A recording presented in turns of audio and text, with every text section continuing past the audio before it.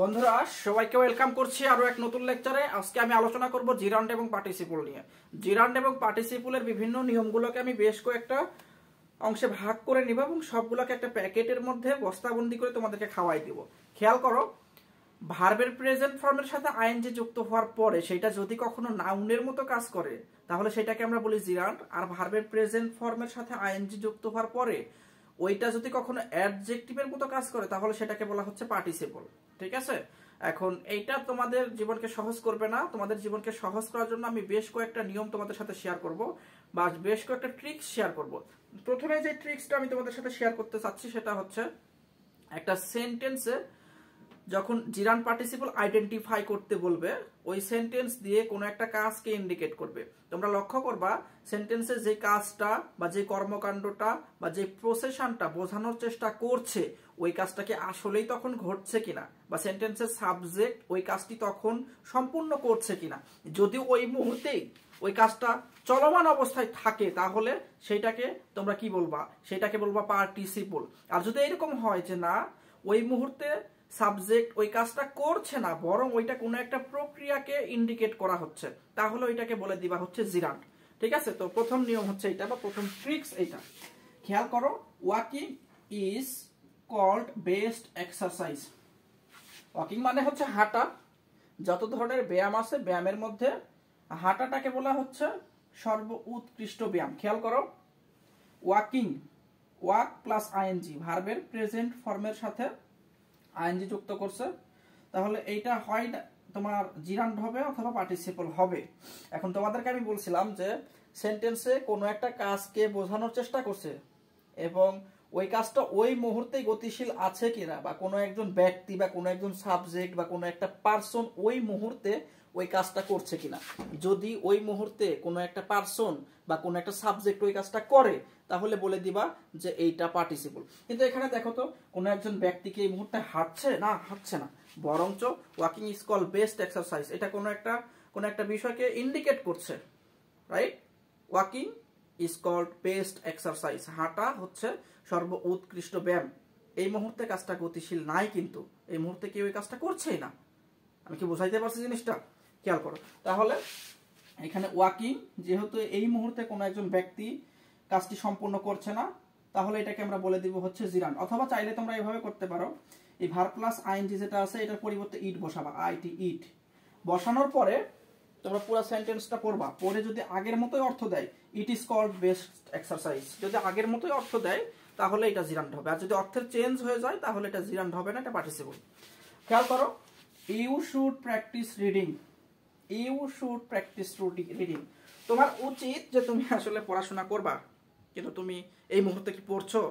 পড়ছে না। কোনো ব্যক্তি কি পড়ছে? পড়ছে না।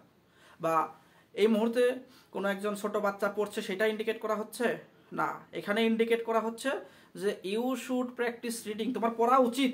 এই মুহূর্তে কেউ পড়ছে না, পড়তে বসে নাই। আমি কি বোঝাইতে পারছি জিনিসটা? খেয়াল করো, ইউ শুড প্র্যাকটিস রিডিং এর পরিবর্তে ইট বসায় দাও। দেখো, ইউ শুড প্র্যাকটিস ইট, সেন্টেন্সের অর্থের কোনো পরিবর্তন হয় নাই, তাহলে এটাকে আমরা কি বলে দেব? এটা হচ্ছে জিরান্ড। তো এটা গেল আমাদের প্রথম ট্রিক্স। এবার দ্বিতীয় ট্রিক্স আমি শেয়ার করছি। একটা সেন্টেন্সের সাবজেক্ট অথবা অবজেক্ট, সাবজেক্ট অথবা অবজেক্ট, সাবজেক্ট হিসাবে বসতে পারে নাউন অথবা প্রোনাউন, অবজেক্ট হিসাবে নাউন অথবা অন্য যে কোনো কিছু বসতে পারে। আমরা আলোচনার সুবিধার্থে ধরে নিচ্ছি যে একটা সেন্টেন্সের সাবজেক্ট এবং অবজেক্ট এই দুইটা হচ্ছে নাউন। ঠিক আছে, আর ভার্ব প্লাস আইএনজি যদি সাবজেক্টের কাজ করে তাহলে এটা নাউনের মতো কাজ করবে। যদি নাউনের মতো কাজ করে ভার্ব প্লাস আইএনজি, ওটাকে আমরা কি বলে দিব? জিরান্ড। কথা বুঝতে পারছো? আর এখানে আরেকটা জিনিস মনে রাখবা, প্রিপোজিশনের পরে ভার্ব প্লাস আইএনজি যদি থাকে, লিখে নাও একটু, প্রিপোজিশন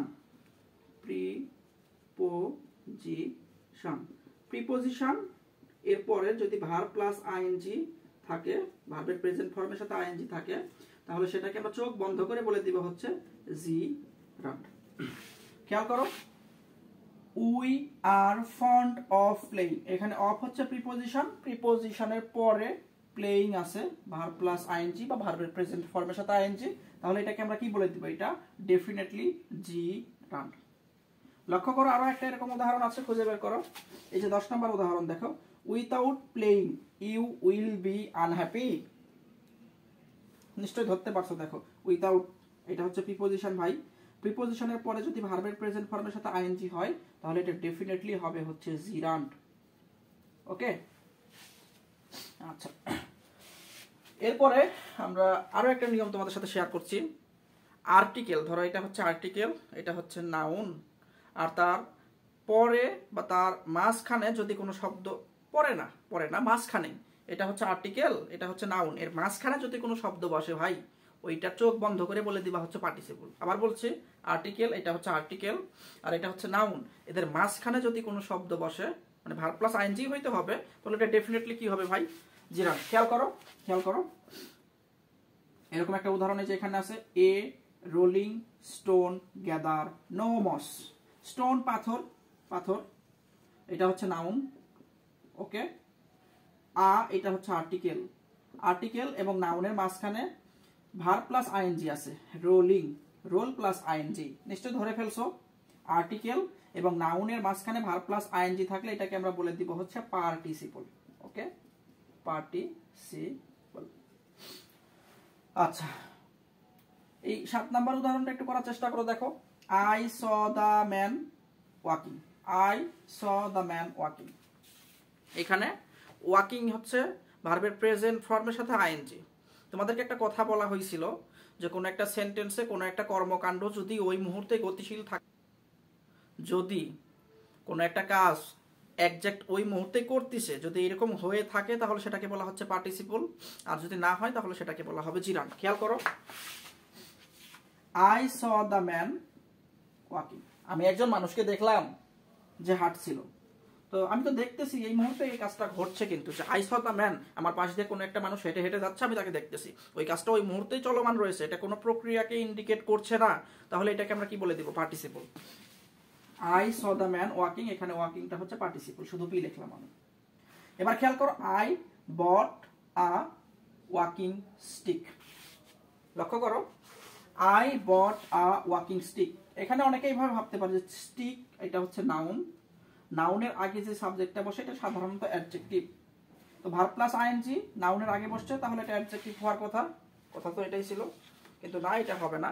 কারণ হচ্ছে ওয়াকিং স্টিক, এখানে স্টিককে ওয়াকিং মডিফাই করে নাই, বরঞ্চ ওয়াকিং স্টিক এই দুইটা ওয়ার্ড মিলে এটা একটা কম্পাউন্ড নাউন। ওই যে বৃদ্ধ মানুষটা আছে না, যারা কোনো একটা লাঠির উপর ভর করে করে হাঁটে, ওই লাঠিটাকে বলা হচ্ছে ওয়াকিং স্টিক। এখানে স্টিক শব্দটাকে ওয়াকিং মডিফাই করে নাই, বরঞ্চ স্টিক ওয়াকিং দুইটা একসাথে মিলায় তৈরি হয়েছে কম্পাউন্ড নাউন। কথা কি বুঝাইতে পারছি? তো এখানে দেখো, I bought a walking stick, আমি একটা ওয়াকিং স্টিক কিনেছিলাম। ওয়াকিং স্টিক মানে ওই যে বৃদ্ধরা, এটা সঠিক বাংলা আমার মনে আসছে না। ওয়াকিং স্টিকটা হচ্ছে বৃদ্ধ মানুষ যে লাঠির উপর ভর করে হাঁটে। ঠিক আছে, এবার এই 5 নাম্বার উদাহরণ তো আমরা আগেই করে ফেলছি, I saw a man walking, আমি একটা মানুষকে দেখলাম যে মানুষটা হেঁটে হেঁটে যাচ্ছিল। তো এই কাজটা আমি এই মুহূর্তে করতেছি বা কোনো একজন ব্যক্তি এই মুহূর্তেই করছে, কাজটা গতিশীল অবস্থায় রয়েছে, তাহলে এটাকে আমরা কি বলে দেবো? এটা হচ্ছে পার্টিসিপল। ঠিক আছে, এবার দেখো, walking stick has been lost.